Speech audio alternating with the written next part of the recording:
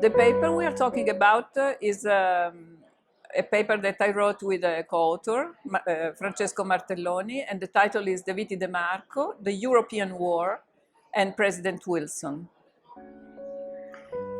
My co-author and I, we wrote this paper between 2014 and 2018 for the centennial of the First World War. And I wish to highlight 4 main points of our research. The first point is that the article focuses on Antonio de Viti de Marco, the Italian marginalist, and on his interpretation of the economic and political aspects of the Great War.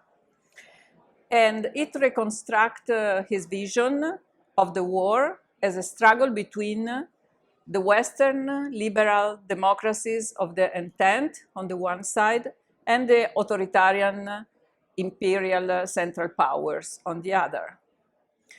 So the paper shows that De Viti's vision as a politician and economist, also during the war, was based on 2 cornerstones: the Ricardian principles of comparative costs on the one side and his celebrated dual model of the state. So what is this model? According to this model, De Viti regarded the state in the same way as economists view the market, in the 2 extreme cases of monopoly, that is the absolute state, and competition, free competition. And this is the ideal model of the democratic state. Second point, the paper highlights the convergence of De Viti's ideals with those of the American President Woodrow Wilson, seen as the leader of democratic interventionism. De Viti had always expressed full agreement with Wilson's triad of peace, liberal democracy, and free trade. So in our article, we illustrate how De Viti saw in American political system an example of his ideal model of democracy, the ideal model of democratic state.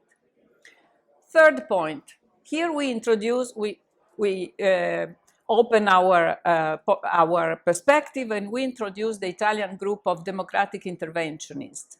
It was a political group, a movement against Italian neutralism, but also against interventionism by the nationalists. So they were not nationalists and not neutralists.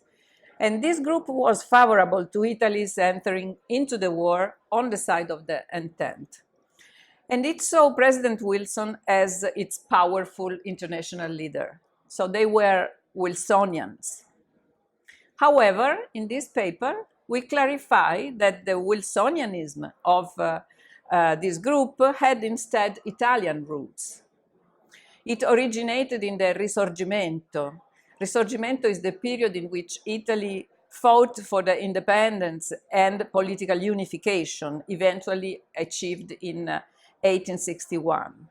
So much so that after the election of Wilson, De Viti wrote that thanks to Wilson's idea, his radical program was emigrated to America.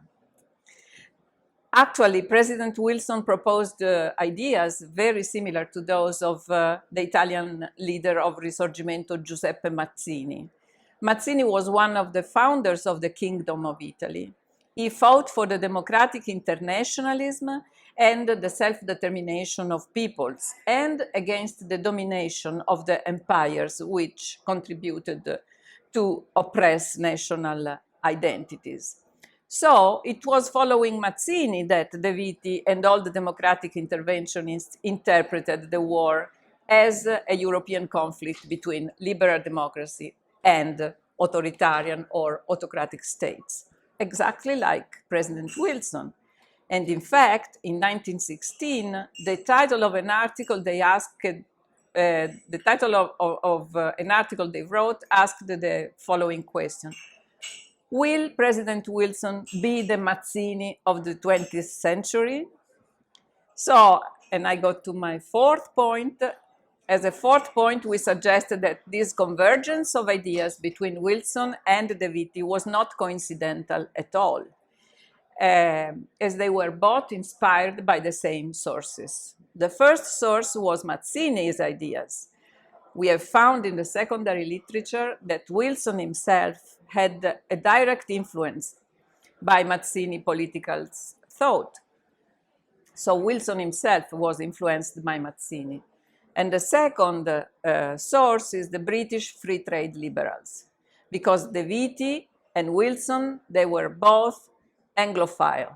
They were both admirers of the liberal ideas of international relations that developed in Great Britain during the 19th century. These two common roots can explain their convergence of ideas.